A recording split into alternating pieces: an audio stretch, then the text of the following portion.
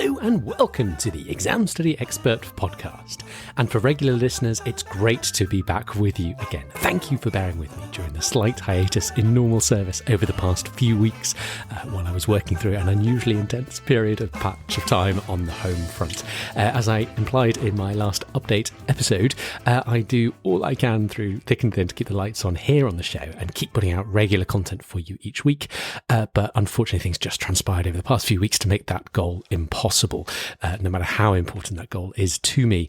And so I was left with no choice but to pause broadcasting for a brief patch. Thank you so much to regular listeners for bearing with me through that. And I am delighted to be resuming normal service once again. Life is good, everything's okay, and it's a beautiful day, particularly because I have your company today here on the show as the podcast gets underway once more.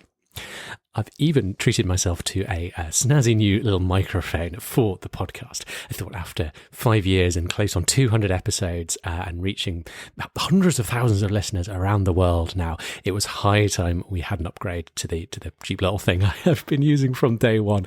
And so I've got a slightly upgraded model coming to you today, and I hope you enjoy the improved audio experience on the podcast going forward.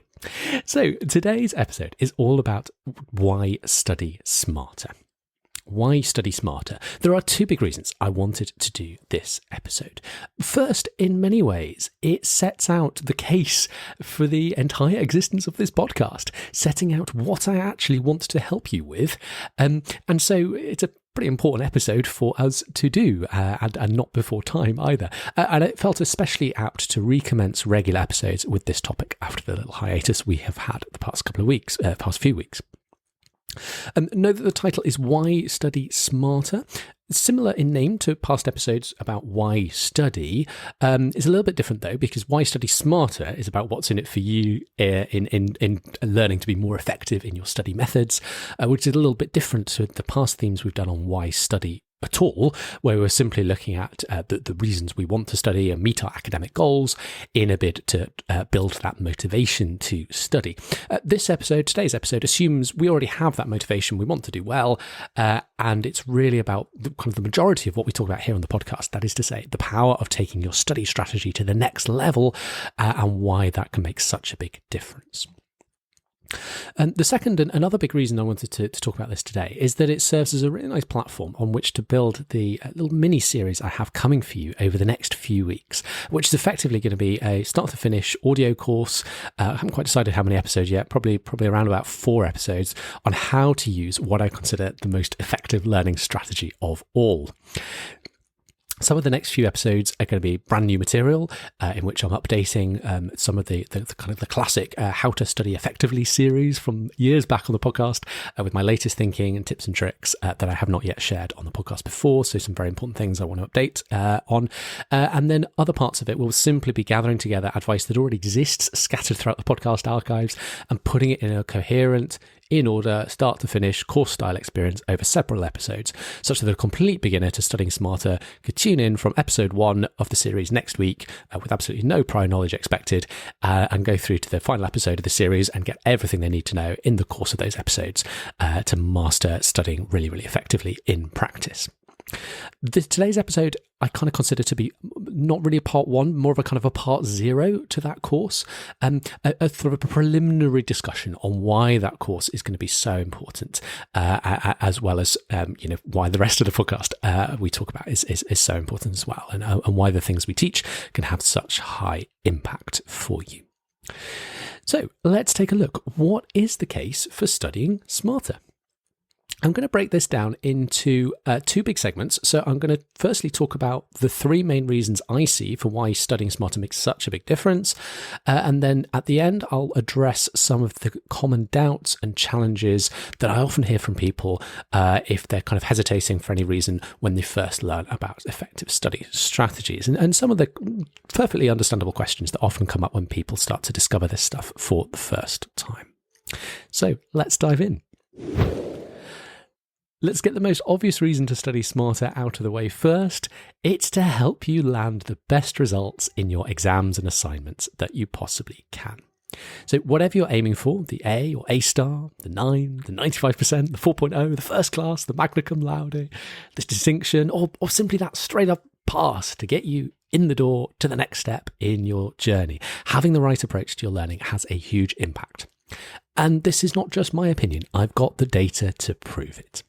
Back in 2015, John Hattie and colleagues did a stonkingly enormous review of many hundreds of separate studies that had been done by researchers over the years to try and answer the perennial question of why do some people score higher in exams than others? What factors explain the variance in academic performance and why some students end up doing better and others doing less well?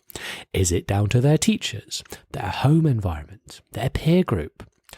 All of these factors matter, but by far the thing that made the biggest difference were the student factors. So a full 50% of the variance in academic outcomes is explained by student factors. And that 50% is twice as much as the next most important group of factors, which, if you're wondering, are the teacher factors, which explain 25% of the variance. So 25% of your results, on average, aggregated over, literally millions actually of students in this piece of research. On average, 25% of your performance is due to kind of teacher factors, 50% is due to student factors. Some of you are self-studying, of course, in which case the picture is going to be even more skewed towards the factors that are in your control. So what do student factors actually mean? Well, it covers a range of things. We've got things like work ethic and consistent approach to learning in there, but also, and crucially, it includes many of the things we talk about on this podcast a lot, your approach to learning and using those evidence-based study strategies to learn smarter and make faster progress in your learning. And for what it's worth, my own opinion is bang aligned with the research community's findings. And this is an opinion that has been very, very hard formed from literally thousands and thousands of hours of teaching students at all stages how to study smarter, helping them optimize their learning strategy for their circumstances. I've seen it time and time again, whether with a bad strategy, a bad study strategy, an ineffective study strategy, success is certainly still possible. People do absolutely fine, even with ineffective strategy, but the results you're looking for don't land anywhere near as reliably, and it will take more work. Given everything, if everything else is equal, it'll take much more work to get you the results you're looking for. But with a good approach to learning, success becomes far more inevitable. It becomes a much higher chance you'll get the results you're looking for, and you'll be able to do it in a more time-efficient way. One of the reasons I think I have such a great success rate as an exam coach with students who've failed an exam in the past, even a super hard exam like medical or vet med boards, and tried several times in the past, students often find they have success when they start working with me. Very often find they have success when they start working with me, even with a track record of failure. It is simply because I help students find that whole new level of efficiency in their learning methods. Even if they're sort of familiar with some of the basic principles before, with that well-tuned study strategy, the success comes time after time. And I've seen the journey literally hundreds of times, enough that, I'd be an idiot not to recognize the pattern. That study strategy really does make the difference. It really does flip the switch, and it really does unlock the results for people. There's lots and lots of great advice on the podcast, particularly coming up over the next few weeks on how to do that. But if you want the shortcut and you want to get my help directly, it's examstudyexpert.com/coaching if you want to work with me one-on-one and help shortcut your way to success. And I absolutely love what I do. It's my day job, helping people with their study strategy. And as I say, I've had a lot of success with that. So examstudyexpert.com/coaching if you want to get a little bit of help for yourself. So the first reason then, studying smarter helps us to score higher and dramatically improves your chance of landing the results you are looking for. And running throughout that first reason and our conversation around it has been a little bit of a hint, more than a hint really, at our second reason, and that's the time-saving aspect of it. I'm a huge believer in studying smarter, not harder. That means working with effective strategies, that's the studying smarter bit, and not studying too hard. In other words, no burning the midnight oil. We get our work done and we do so consistently, steadily, and we keep the balance. That is not only a more pleasant less stressful way to prepare for a big exam, but it's also intrinsically interwoven back with that first goal of maximising your performance. Because if you end up going into that final exam exhausted and burned out from weeks or months of super long hours and missed sleep, you're going to be at a disadvantage in that exam compared to someone who's a bit fresher, having worked a more balanced schedule and still has some gas in the tank going into their exam. And once again, this second factor about saving you time flows very smoothly into the third of the set of three reasons. They're kind of all interconnected, and that's your well-being. Your well-being. It's not hard to see how the scholar who's exhausted and burned out, as an example we talked about a second ago, is going to be in a less good place in terms of their mental and even physical well-being compared to someone whose prep is taking a more balanced path and focusing on making the most of a sensible amount of study hours rather than squeezing out far too many study hours and ending up compromising on the time we need to take care of ourselves, not least sleeping well, eating well, exercise and more. Those smarter study strategies bring calm and confidence to the overwhelmed scholar. You feel you're making faster and better progress. It all starts to feel more doable, and that can do wonders to those spiking pre-exam stress levels. So it's a pretty compelling set of reasons. You will do better with the same or perhaps even less study time, and you'll feel calmer and more in control along the way. But even with these big three and, as I say, very compelling reasons to study smarter, when I teach the principle of effective learning and how to apply them, I often find there are some very understandable reasons for skepticism, for doubt about whether they apply to this circumstance or that.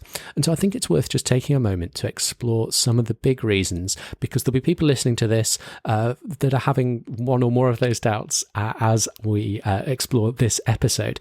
And I think it's really helpful to just take a moment to address those. So let me switch gears now and run through some of the more common doubts I hear about the impact of studying smarter, and I'll give you my response. I'll give you my take to each of them. So firstly is the doubt that, I know what works for me. I've found what works for me, and kind of in parentheses, it's not what you're saying. So one of the most persistent bits of advice about good learning techniques is that you've got to find what works for you. It was one of the key lessons I took from advice I had at school about how to study. But I honestly believe that advice has now had its day. I think we can do a lot better than telling students to simply go off and experiment and find what works for you with no further guidance than that. And that's because, since I was at school over the last decade or two, through the first couple of decades of the 21st century, a quiet revolution has been taking place, initially in the lab and in what scientists understood about how the brain learns. And then that revolution has been catching fire among kind of mainstream education practice and is increasingly widely talked about in the education community among educators and teachers. The science is clear. There are simply some approaches to learning that will be more effective for everyone and others that will be less effective for everyone. And the science is also clear, slightly more subtly, that our own intuitions about what's working for us or not can sometimes lead us astray. In other words, we might think or perceive something is helping, but in practice, the impact is perhaps a little bit less than we'd perceived. So I always recommend caution if we're feeling adamant that a totally different approach to learning compared to what the science says and what we teach on the podcast is serving you better than what science would recommend.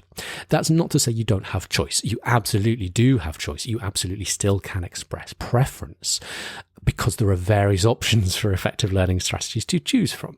There are lots of different variants on how you can put the best practice into action. And by all means, experiment and find the best, most effective approach for your needs and your preferences. That's absolutely fine.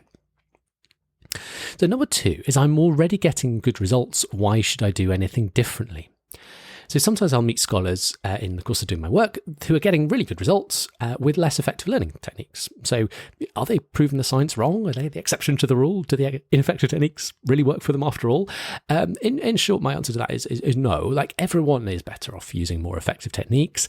And even if you're already getting good results, then switching to more effective techniques can still have big benefits for you.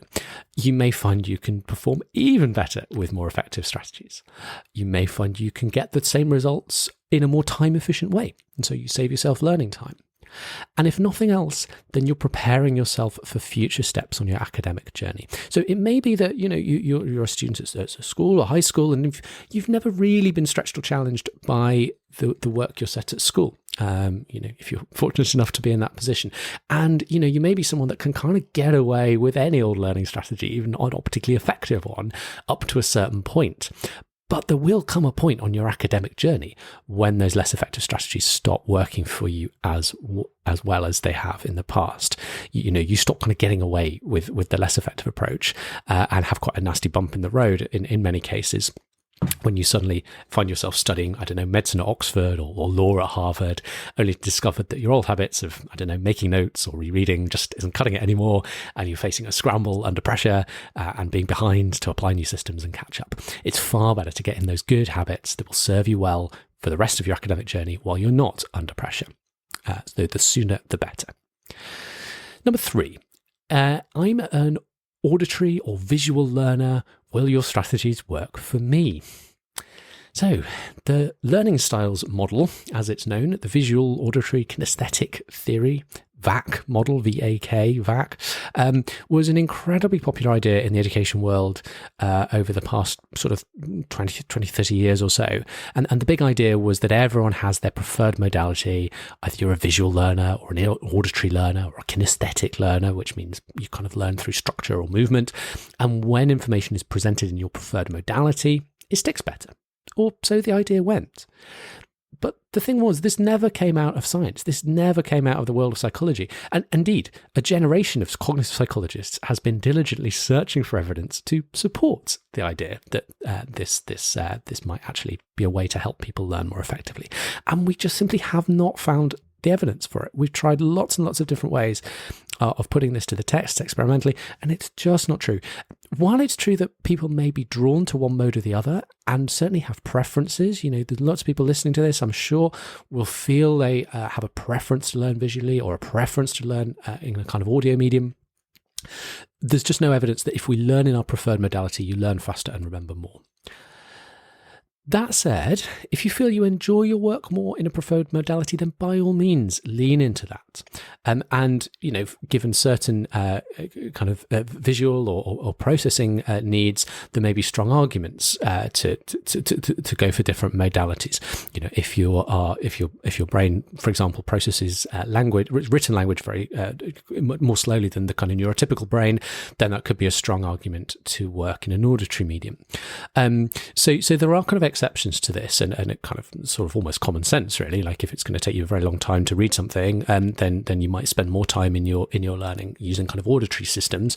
But this idea that every single person on the planet can be neatly bucketed into visual or auditory, and if you're visual, you need to do all your learning in the visual medium.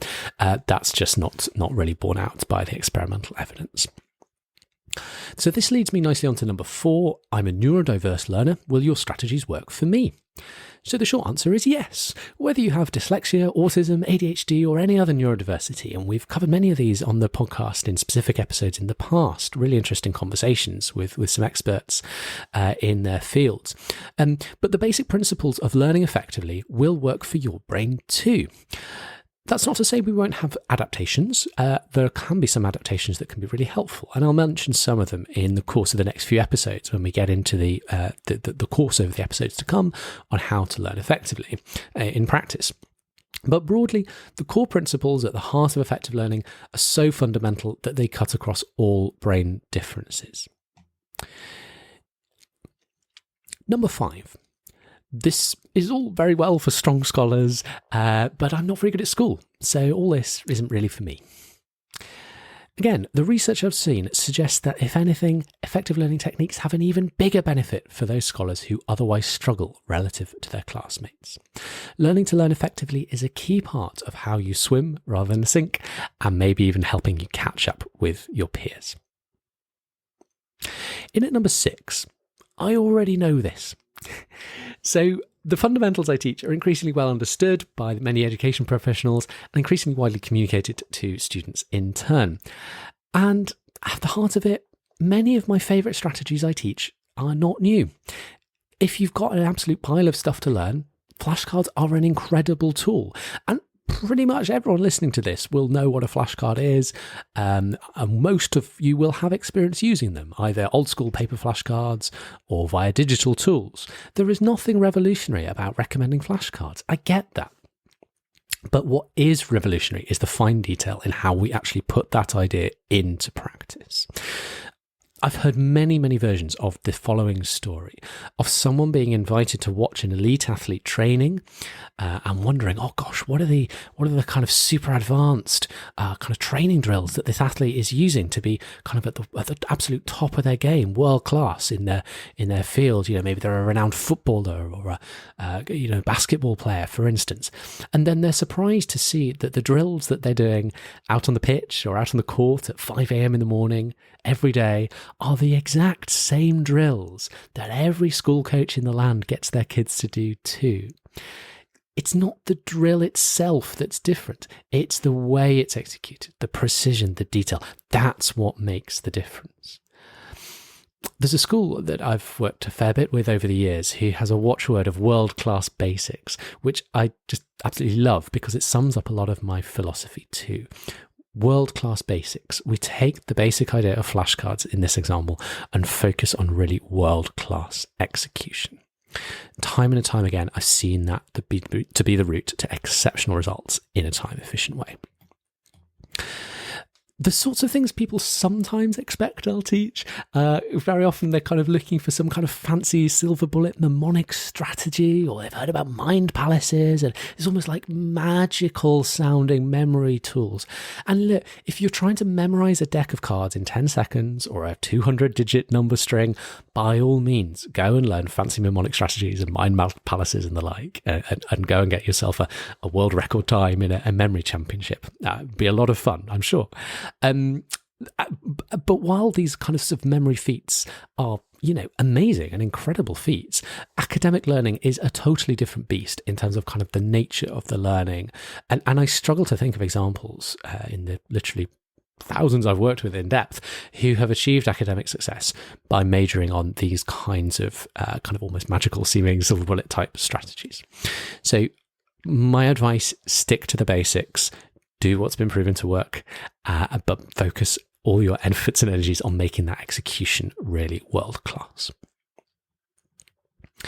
And then finally, number 7, I don't have time to learn about learning more effectively. I feel I'm so swamped with all my academic work. I just don't have time to spend on learning how to learn more effectively. So rounding out the set, my main thought on this is to go back to the quote, which is popularly attributed to Abraham Lincoln, which is, if you gave me 6 hours to chop down a tree, I'd spend the first 4 hours sharpening the axe. So by taking our time to prepare our tools, we can fly through a task far more easily, efficiently, and in the case of chopping down a tree, safely. The work we do here on the Exam Study Expert podcast is axe sharpening for your exam prep.